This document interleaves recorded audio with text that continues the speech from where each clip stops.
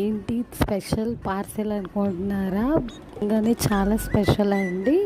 నేనైతే మిలాప్ హోటల్ నుంచి special parcel ఒకటి తెప్పించుకున్నాను.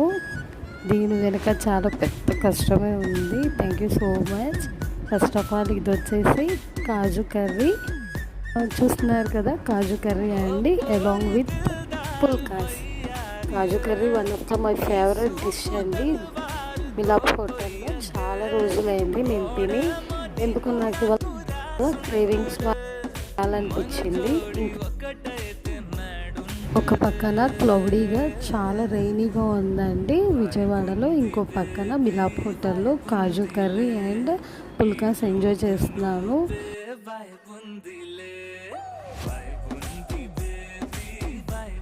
జస్ట్ ఎంజాయ్ ద వీడియో అండి. నేను ఫుడ్ ఎంజాయ్ చేస్తాను.